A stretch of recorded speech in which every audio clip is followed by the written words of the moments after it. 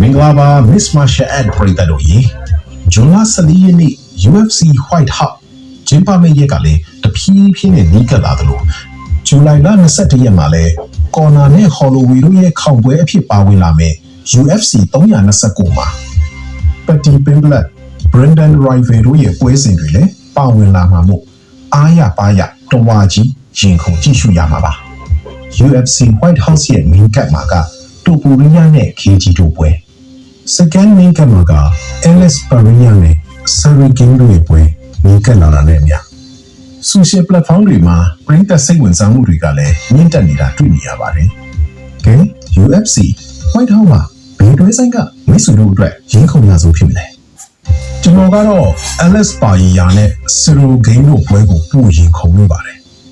Miss Martial Art သတင်းများအတွက်MMA Sport 63ကို subscribe လေးနှိပ်ခဲ့ဖို့မမေ့နဲ့ဦးနော်